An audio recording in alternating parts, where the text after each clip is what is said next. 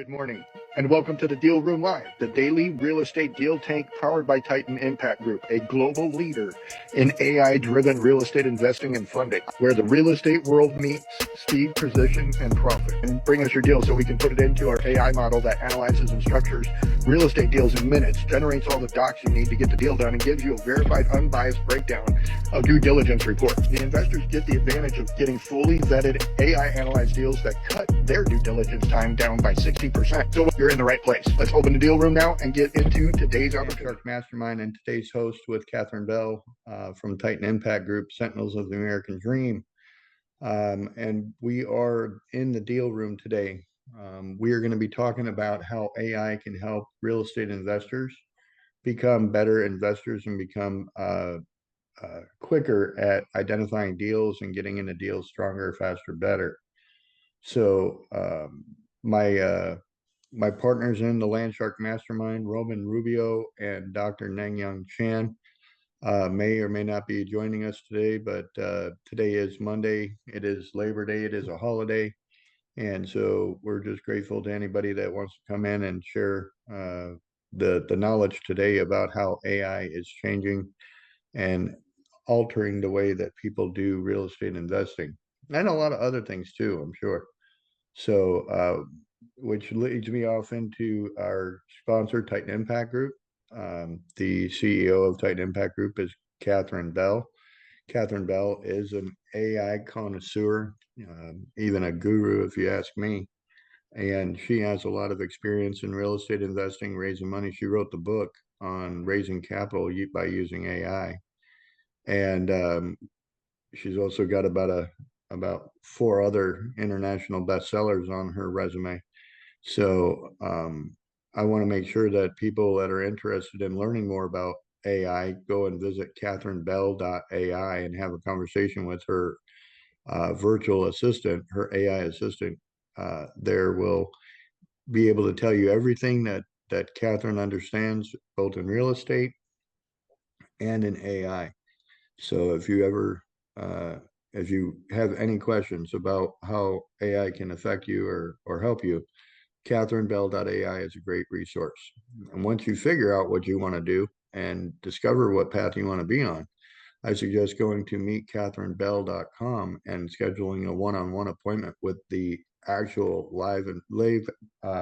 living, breathing version of catherinebell.ai. The real Catherine Bell will set you up with your own Rosetta Stone, your own personal voice in your GPT, and help show you how to manage projects with a virtual team or virtual executive board. So really cool features that Catherine's been able to produce and provide. So it's been an amazing opportunity for us to learn what we can do and how we can accelerate. Catherine, do you have anything you'd like to say today?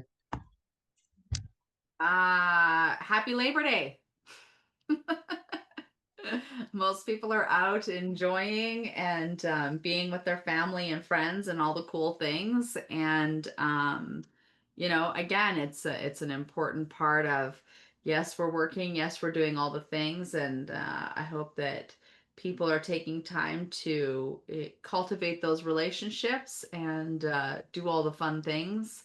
That really are the things that matter more than working and you know, deals and all the things. So, yeah, I hope everybody's having an extraordinary Labor Day and doing all the amazing things.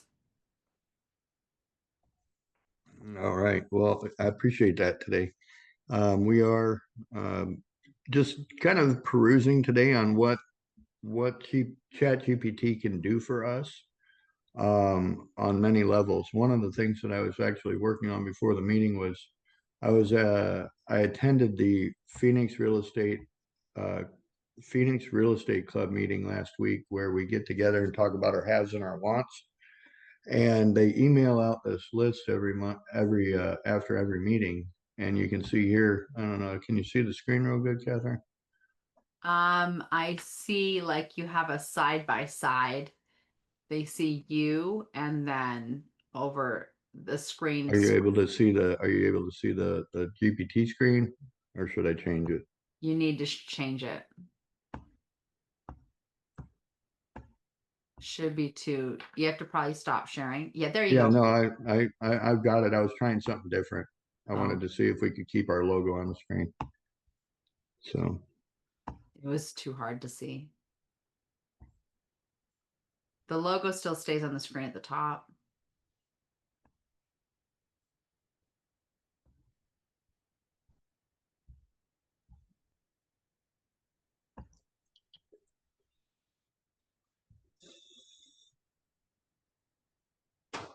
There we go. yeah, so here you can see there's a spreadsheet that I've created. Just I collected all of the information from the meeting and then was able to actually produce a spreadsheet that gave me what these people have and what they're looking to offload and what they want. And what I did was I was able to then tell my GPT to give me a breakdown of how I can help people. What because my GPT already knows what I do. So I said, go through this list and filter out uh, who needs funding and who needs and who is providing funding, so that we can figure out how to help them. And so we were able to break down and get even more detailed lists from it. So um, and you can see here, all I did was just copy and paste into it what I had from an email, and what it did was it made it into a nice fancy spreadsheet. I know Catherine Bell loves spreadsheets, so um, one of these that came to mind, Catherine, was this individual here, Laura Cerrone. She's with, it looks like, Capital Action LLC. They have wants. They are looking for people who need money for manufactured homes in Arizona. So I don't know if that's something it sounds like it's in your wheelhouse with all of the projects you've got going on between Snowflake and So stuff it like sounds that. like they're a lender. Yeah, yeah, it sounds like they have money for projects in 41 states. So Arizona being one of them, that's a prime position. So Huh. yeah, pretty interesting. Another one there is looks like this Felicia person is looking to buy businesses, and so I did a reach out on that this morning.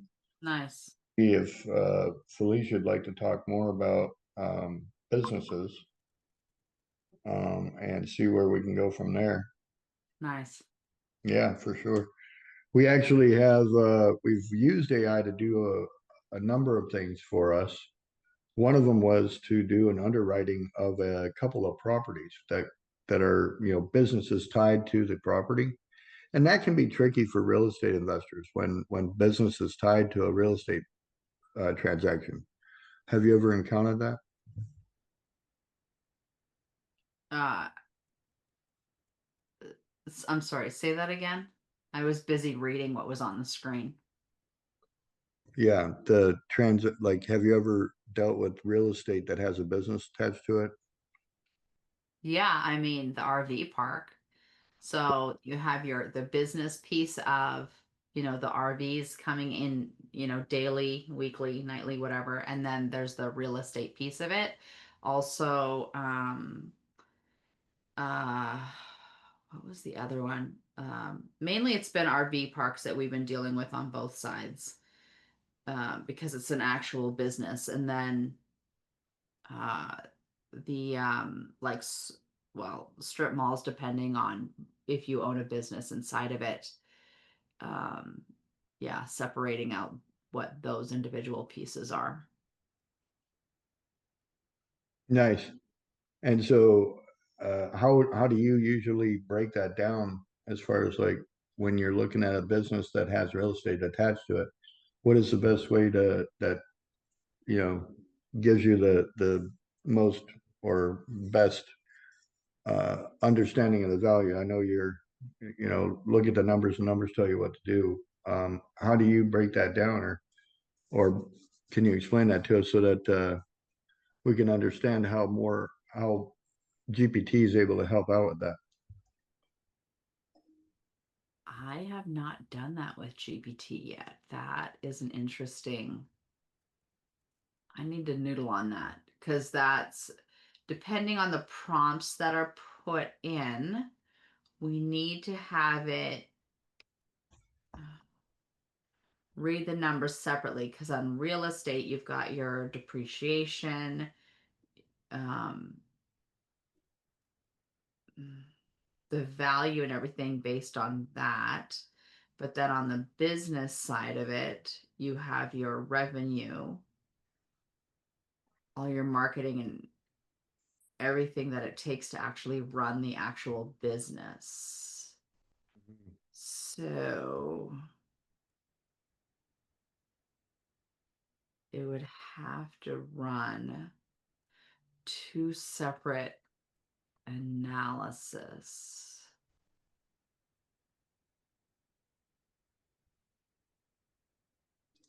Well, one of the things that we ended up with was this is a precast company. They make septic tanks for us, and it's a business with land.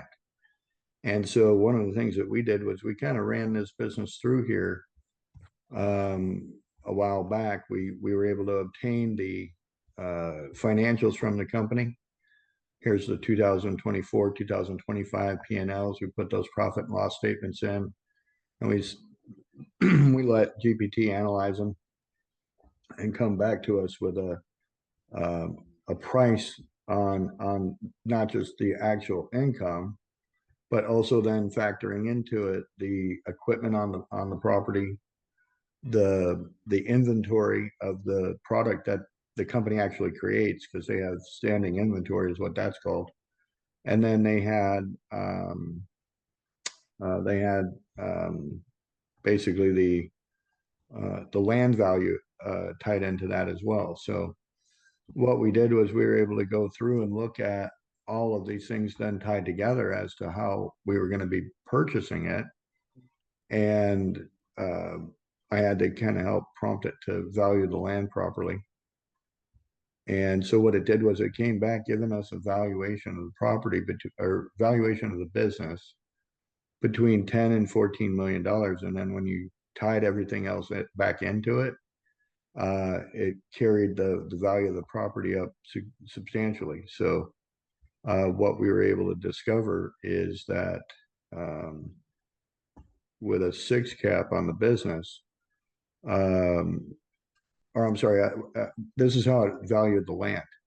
The land based on comps was barely worth 800,000, but because the land it can be leased for about $11,000 a month, and putting a 6 cap to it, it made the land go up to $2.2 million. So the fact that the land can be, the land itself can produce income was what gave the business a higher valuation and got us to a higher cap rate, which is really at the end of the day what investors want to see, is that their money's going to make more money. So when we factored in all of the components then to come up with a true land value, a true business value, and a true uh, market value of the products on the ground or assets, standing assets, we found that there is a good chance that this whole property could be total valued at low about 12.7 and at high about 18.2. So, and that positions us pretty good because we have built-in equity. Then the owner of the property and the business only wants $10 million.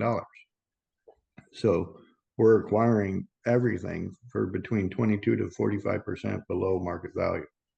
And that's where we're getting built-in equity to the project. So this is something that GPT was able to put together for us on that deal, and so we put together that we can put together this on just about any property at that point. One of the other properties we did this to, let's see if I can go over to my virtual board. This is something that Catherine had helped me set up, was a virtual board.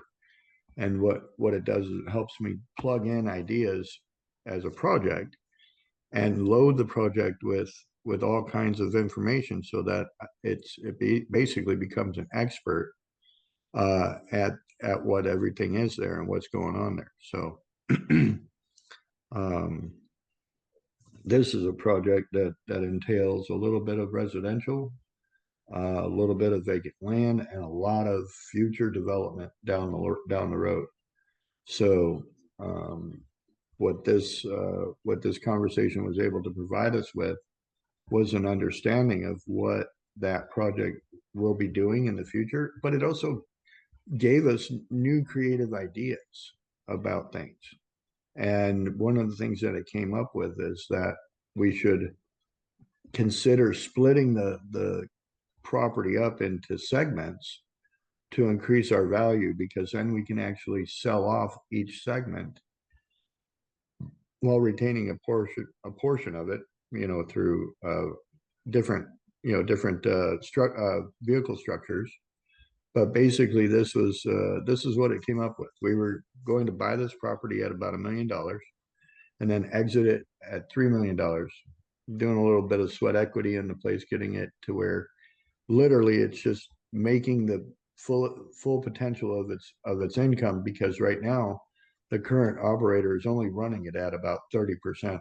So just by getting it back up to 80 to 90%, occupancy and operating correctly, it'll make enough money to have a value of over $3 million based on that cap rate equation that I showed you just a little bit ago. So again, this is something that's produced when we give and prompt GPT to do certain things. And this is actually this part of this project done without the use of AI models. This is just the information that was fed to it, using Word docs, using PDFs, using Excel spreadsheets.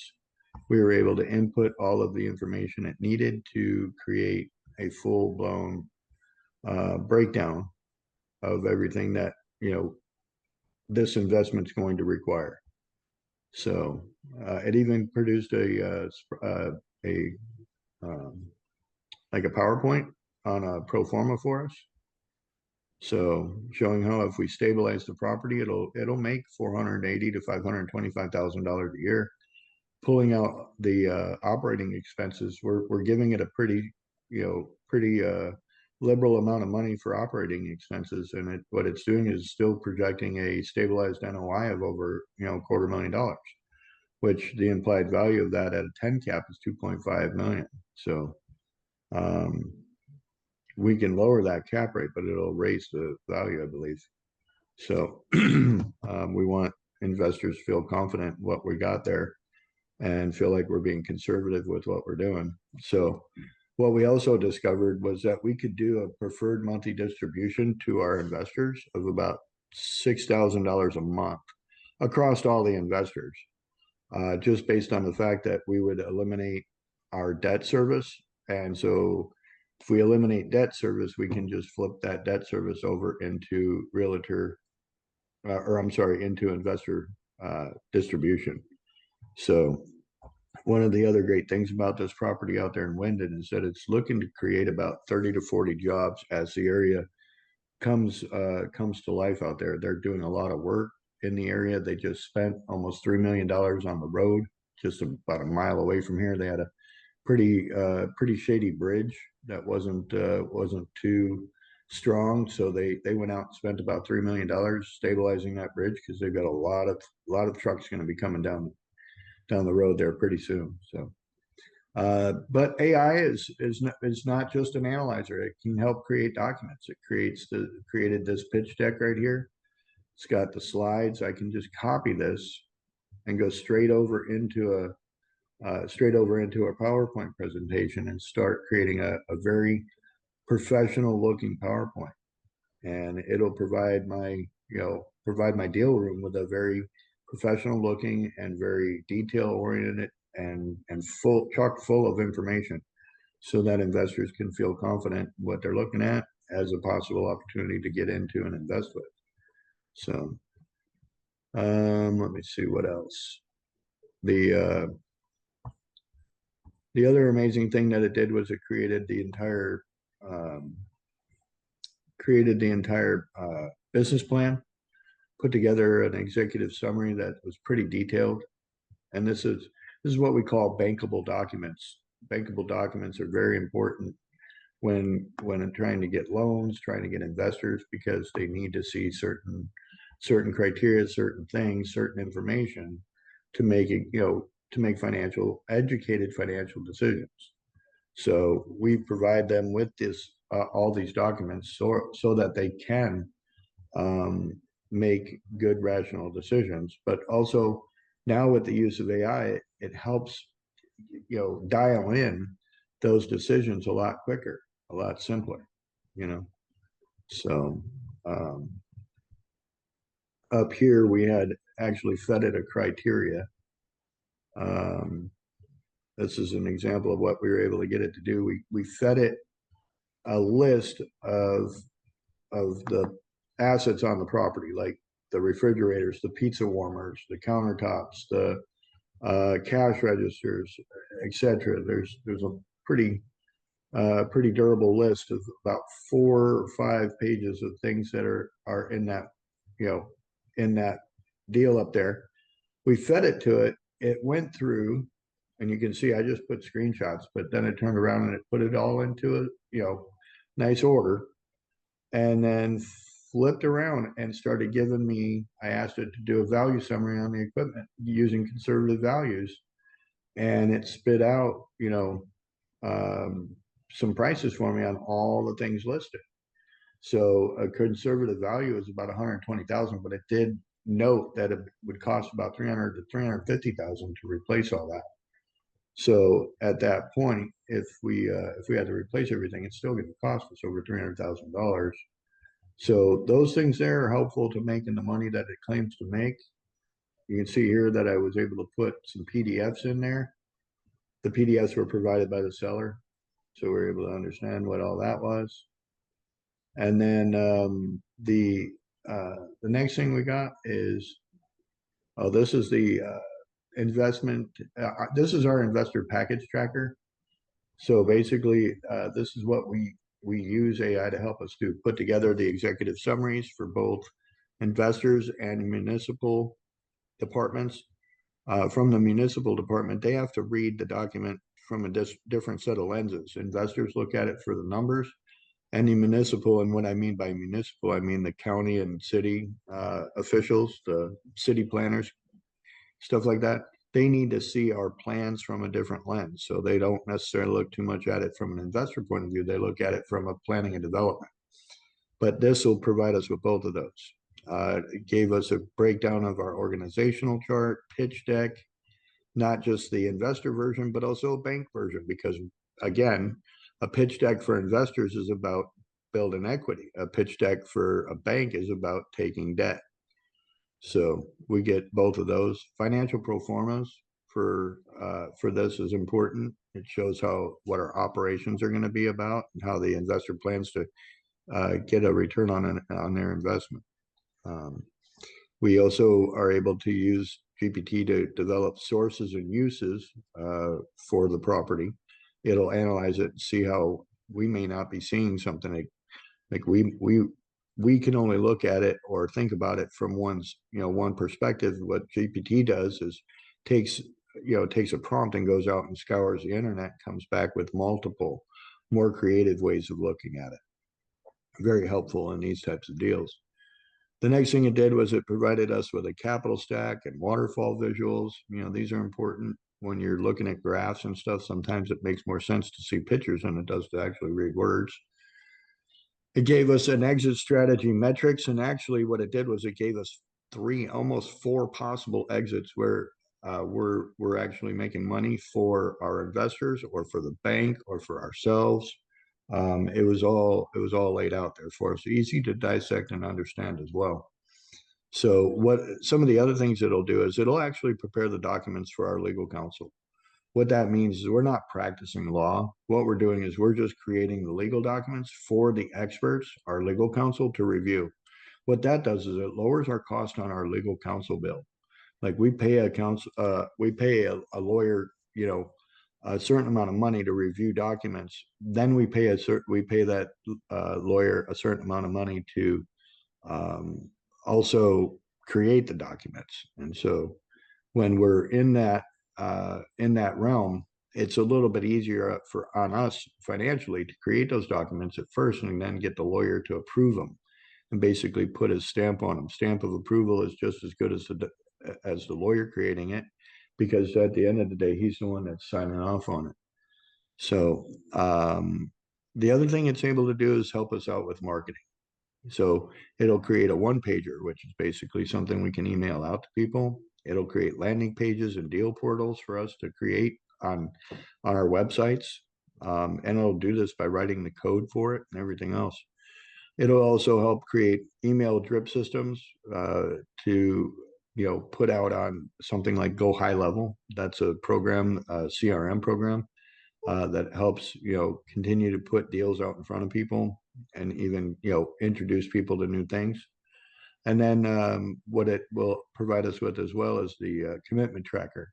When people do sign up into what we're doing, we can see if they've been paying attention to us for 30 days, 60 days, 90 days. Like we got to get them closed and get them closed quick.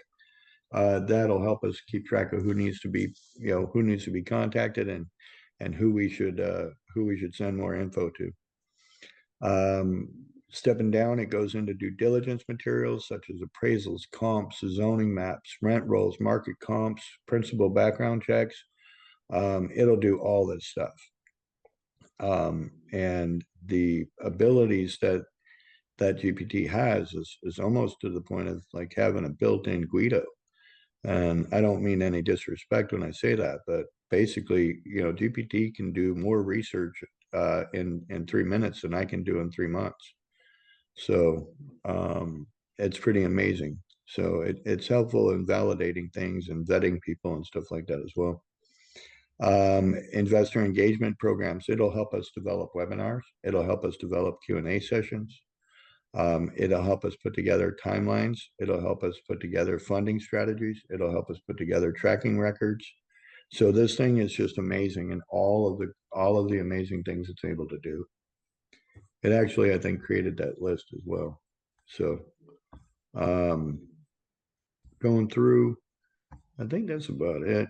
Wyndon Marketplace is a project that's ready to go. We've actually put an LOI together. We're hoping to get it sent over and see if we can get it approved. See if they'll accept our offer. On the flip side, we're also looking for investors into that project. It's going to be a uh, pretty substantial project with a large amount of projected return from it. Again, I'm only going based on what we've been able to produce here in the AI model. I'm not guaranteeing any results. We're just going based on what the numbers show us. So we encourage people to do their own due diligence and do all their own research, and by all means come back and review it with us so that we know what you found. If you found a discrepancy, we can definitely that could be helpful to us, and it could also help you learn where where we're prompting it to do a different thing. So but so far, what do you think, Catherine? How I mean, it looks like you're busy typing away on stuff over there. Are you running deals on the board? I am having fun with my own AI. Yeah, Yeah. again, I feel like the use cases are endless, and there's a whole other. I was having a conversation with a good friend yesterday. We're talking about now bringing in AI agents to be able to now run things through a process even deeper inside of what you're talking about. So we're putting together something that I think everybody's going to be super excited about. That literally, like what you were just talking about, the doing the background checks, the not only the deal analysis, but the market. Like, there's just so many layers to this that if we're creating basically a conveyor belt that you plug it in, and then all of a sudden, like doing all the things. It's amazing. It's about working smarter, not harder, which is so freaking awesome. I love it. Yeah, yeah. Oh, I see we got a friend in the room. Hoy, what's going on, buddy? How you doing? he is. He's in Canada. Or did you get back? I got back this morning, 3 hours ago. We did a Oh, goodness. Wow. How was it? it was so fun. I There, love it. we went to the CN Tower. We didn't go up it, Nice. we just went around. Um, and there was all this food. Yeah, mainly a lot of food. You guys are all about the food. You're total foodies. Yeah. I love that.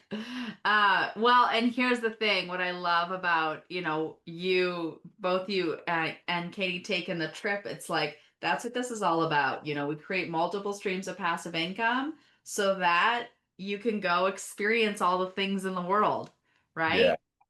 Like have the freedom to go and do that, go to another country for the weekend. Like that's that's freaking awesome. I love Yeah. it. Well, cool. I love it. That's awesome. Glad to see you're back, Way. So are you how was uh how was your review of the information you got last week when we were talking about using Deal Hunter to run some deals? It was good. I think it's a very powerful tool. Um, you know, it cuts down the time by tremendous amounts Yep. of doing the And due have you diligence. explored any conversations with it yourself? Um, with the Deal Hunter? Yeah, Yeah. very good. And what were you able to discover? Um, like so you basically tell it like the way to respond and it just gives that information in that specific, you know, like tell me about the property, for example, and then it'll tell you all the things when you go into like a real estate deal. Right. So it kind of responds back to your general question with the mindset or knowledge base of the real estate investor, Hmm. and what it does is it prompts you. It's almost like a learning tool in a lot of ways for a new investor. And I know that you've got some experience in investing, but as far as real estate, I know that this tool could be very helpful in teaching you different ways to get into real estate deals. What do you think? Yeah. Yeah, it teaches me and introduces me to a lot of the ideas of or like different ways you can pursue real estate, like the different types of lending you can get. Yeah, for sure. And so, like, one of the things it did is this is something that I prompted it to do is do a land shark due diligence. And what it did was it came back and basically gave us understanding of what a full due diligence report would look like. And from parcel maps, title reports, you can see the it goes into zoning and utilities and entitlements, infrastructure and access, the market and economic viability of things, financial inputs, operational viability. Like these are all the things that can check on just one property. Mm. So it triggers itself to ask, how are you going to exit this property? And that's one of the big things I think that real estate investors don't ask themselves before they get into a deal is what is my exit? Like, I mean, when you buy a house, most people buy a house and they intend to live there for 30 years. But when you're real estate investing, you're not planning to live there for 30 years. You're planning to buy it, do something with it that makes money with it, and then eventually get out of it, you Mm. know? And so some people will bank real estate. I know that there's people out there that have probably 200 to 250 doors rentals, and they could be all single family homes. Mm. And what they've done is they've been able to snowball these things into a portfolio of an immense amount to the point that if they sold it, they would have what's called a capital gains event, and that capital gains event could possibly be in the millions of dollars. You know, Mm. when that happens, you're looking or standing to lose about 30 to 35% of your money to the government because you were smart enough to build a portfolio of 230 doors. Sounds like a penalty, not a prize, right? Mm. So this is something that and early investors need to learn about, because when you think about your exit, you got to think about, are you going to exit out of it to something that you're going to pay taxes on, or you're going to exit out and increase the amount of cash flow you're bringing in every month? Because Mm, that's another way of investing, is that you invest for cash flow instead of investing for pure profit. So there's two ways of doing it. Some people like to have a steady cash flow coming in. Passive, Catherine calls it 7 streams of passive income. Um, and that's exactly what you should have, is 7 streams of passive income. But I feel like you should be able to um, accelerate that over time. And instead of making $500 per property, because if you're making $500 off 7 properties, that's $3,500 a month. How about if you took those 7 properties and then continued to kind of leapfrog those up to the point, instead of making 500 a month, you're making 5,000 a month. And if you had mm, a property that's making you 5,000 a month and you had 7 of those, that's $35,000 a month. That's a whole different ballgame. mm. So learning how to leapfrog up to that is possible with a good coach, with good mentorship. But I think it's also possible through a good tool like Deal Hunter by Landshark. So So what's an example of a property that you're investing for the cash flow, and what's an example of just the profit? Is that just like a fix and flip? yeah, basically. So if you're buying property to buy and hold, and what you're doing is you're buying it, you're fixing it, and then renting it out so that it makes you anywhere between $200 and $700 a month, or whatever, something like that. Yeah, that's what you're after when you're doing a cash flow deal.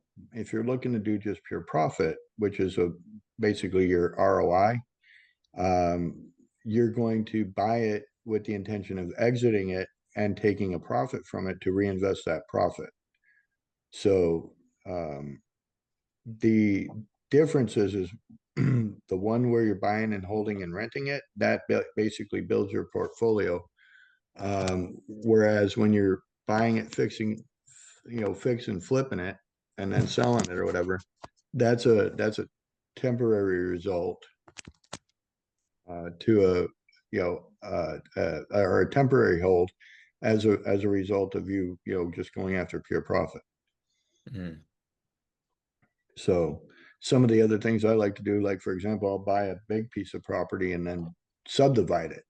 When you subdivide it, you're creating multiple pieces of property or multiple products for people to buy off of one purchase. So if I buy it for, if I bought a piece of property for $1 million and broke it into 5 pieces and sold each piece for 3 million or 300,000, I'm basically looking at a $500,000 margin, you know.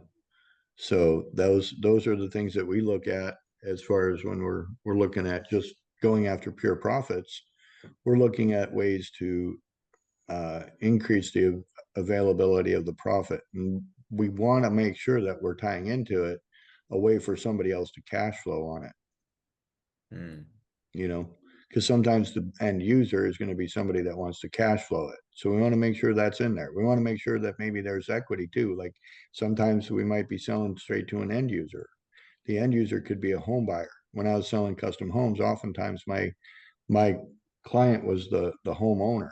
So um, they would want or feel better about having a little equity in that property when they bought it. I wouldn't basically price it out to the fullest value, because then that would keep people from coming forward and trying to buy it.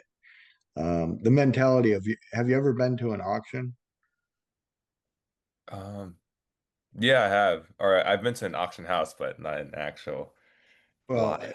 during an auction, they know that the product is worth, say, $1,000, but they'll start the bidding at 100. And the reason why is they'll build up a frenzy where people are bidding on it, and eventually it'll go past the $1,000 value, because people have been duped into thinking now that it's got even more value as more and more people bid on it. It'll increase the value just based on the immediate market source that's there. You might have people that'll push that thing up to 14, 15, $1,600 because, well, they want it. And so even though they know it's only worth 1,000, the minute they pay 1,600 for it, now it becomes worth 1,600. And that's the beauty of the, of the auction model, is that, you can literally change the value of something just based on how people purchase it. So That was so I need to share a quick story. This was actually I was at a historical event and we were at Sotheby's in New York, and that's when the Constitution got sold that night for $44.3 million, the highest pay amount ever paid for an actual document in the history of the world. So had we walked into that, like, what is it worth? It's worth whatever the person's going to pay that day. Ken Griffin from Citadel Group was the one who purchased it. But yeah, it was, again, how much is it worth? How much somebody's going to pay. So yeah, auctions are fascinating, and the whole prestige, and people can get wrapped up in the whole excitement of the whole thing. So yeah, auctions are fascinating. yeah, that's Yeah. awesome. I love that story. And so, but when you're talking about real estate, that tends to be the case with real estate as well. So um, there's a couple of other ways to cash flow. An example of cash flow might be to buy a piece of property, and then start selling easement on it. If you know that the path of progress is coming through your property, what you can do is open it up for people to run roads through it, or to lease, like for example, selling, leasing a piece of property to a cell phone tower. Back when I started in real estate, I actually sold billboard space. And what I would do, I would actually go out and stand up a billboard. Back then, billboards were not electronic. They were 4 to 8 telephone poles with a bunch of plywood nailed to it, and then you had somebody come out and hand paint the words onto the plywood. Oh, So, and that's how long ago I was doing billboard real estate.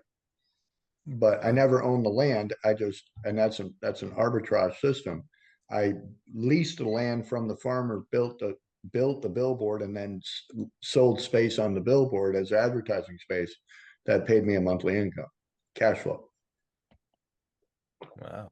there's so many creative things you can do with real estate. It's nuts. Yeah. Remember when you were speaking about the properties where you buy near universities? It would be like a land split. So is that what it's called? Or where you're running out to a bunch of college students? The co-living or pad splitting. Yeah, yeah. Yeah, I mean, there's a variety of those models as well. Um, and so currently what they have out there right now is called a pad split. You can buy a house, and create affordable housing within that house. So if you were renting a single family house, a 4 bedroom house, you're probably going to rent it out to a single family for about, say, let's just say $3,000 a month. If you turn around in the same house and create 4 more bedrooms, make it into an 8 bedroom house, and then rented each room for just say $700 a month, which in that area where a 4 bedroom house is like $3,000 a month, a 1 bedroom house is probably 1,100. Mm, Right? So like a 1 bedroom apartment with nothing attached to it, like no, it's just a 1 bedroom apartment with a bathroom in it, is going to cost you $1,100 a month. Whereas if you live in one of these co-living pad splits, it's only 700.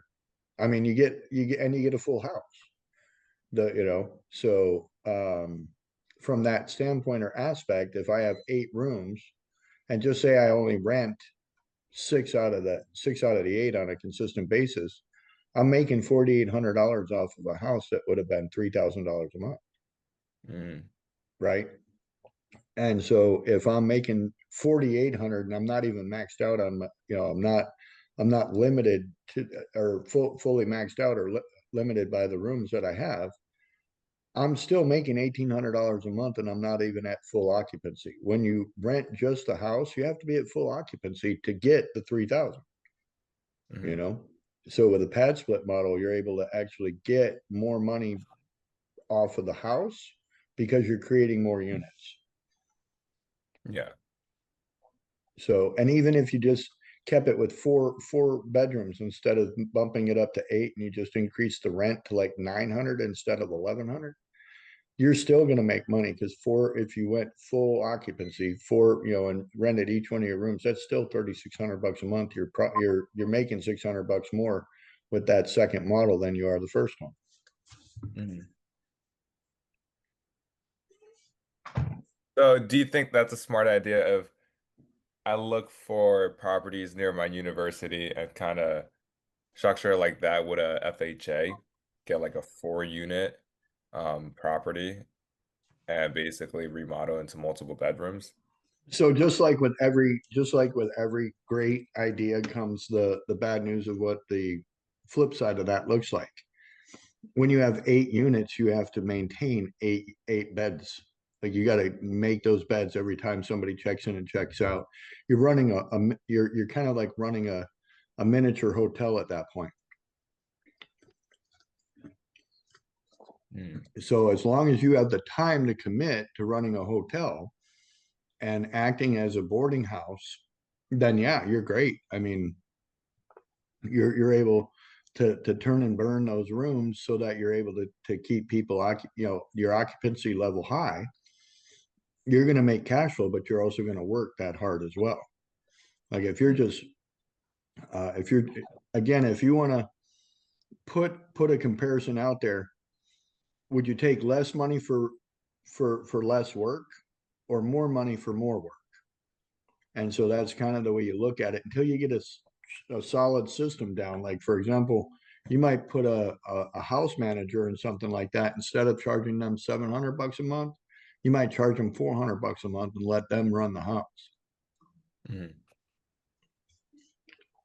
Now you're able to, have a little bit of freedom or time, but you're also sacrificing a little bit of profit for that. Mhm. But again, a good concept. One of the things that Catherine does is she buys mobile home parks. Now, the difference between a mobile home park and a pad split is that the mobile home park, she's just renting the dirt. The people that live there actually own the building they live in. Mhm. So she Which, just, for anybody who's interested, we have a few more coming up that people can invest in. Just gonna throw that out there. so, Renting dirt um, is the best. mhm. So what do the investment like how do you structure that look like? Like how does that look like? What do you mean? For, Or for a project like that? Like if you were to, if you, from which standpoint? From I guess from the investor standpoint.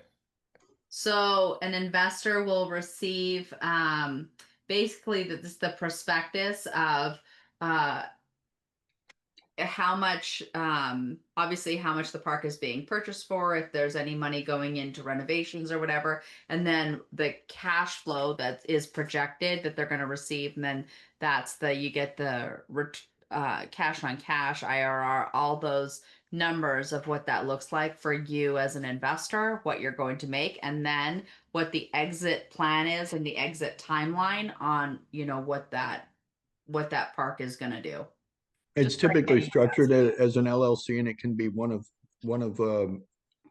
like three different ways. It can be a syndication, member managed LLC.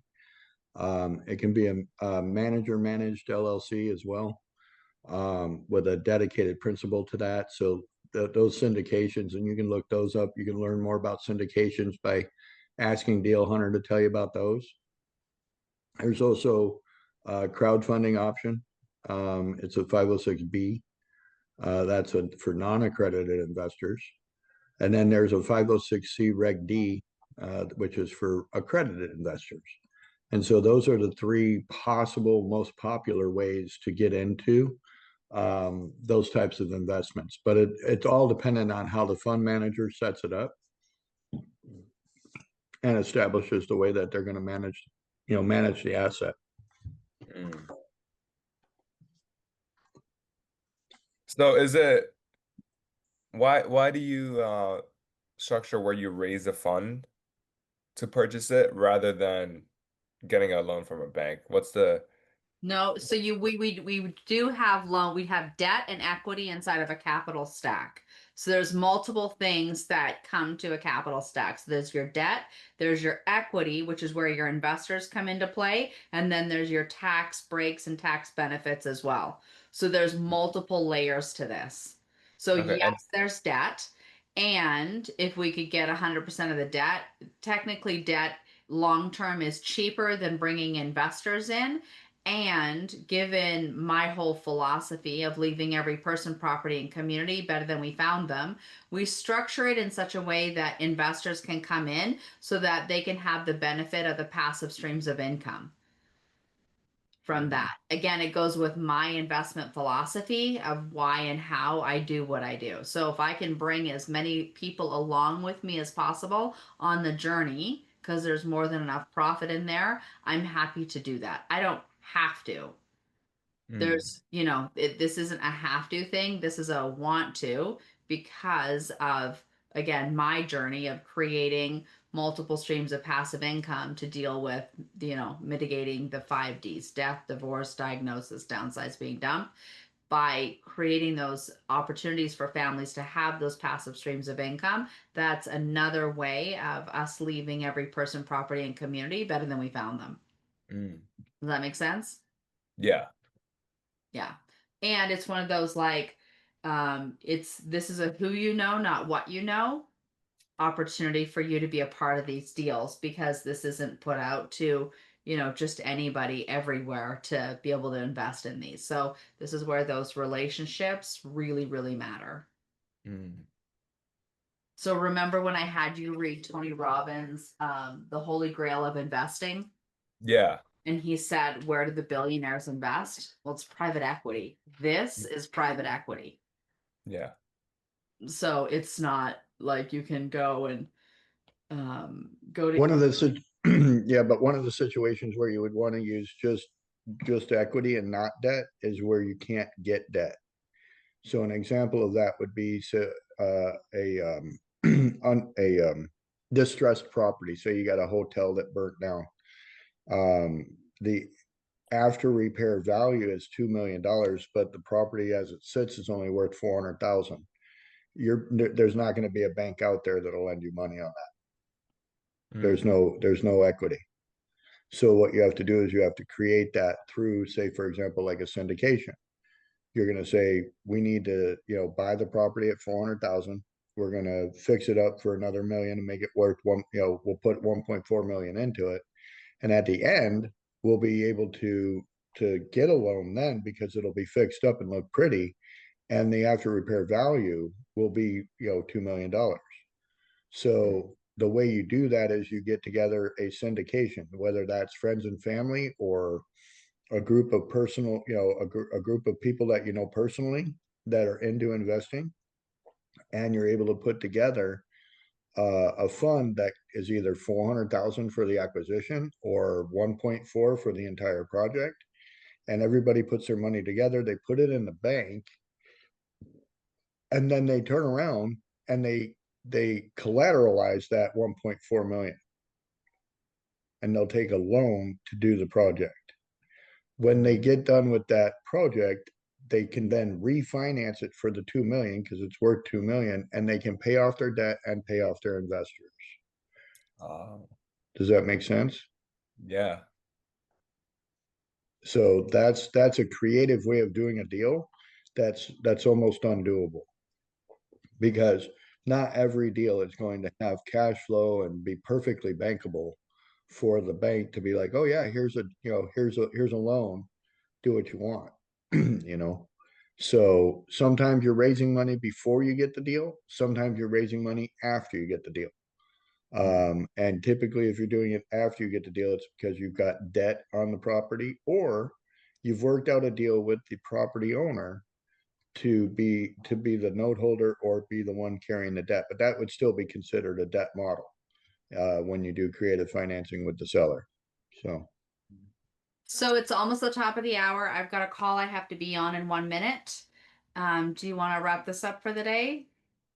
Yeah, for sure. Oh, I appreciate everybody coming in, and just going to close out with a real quick prayer. Heavenly Father, we thank everybody and everything that has come together today to put this wonderful meeting together. We are appreciative of your abilities of bringing people together that are able to help each other. So we want to be able to go from here and do your will.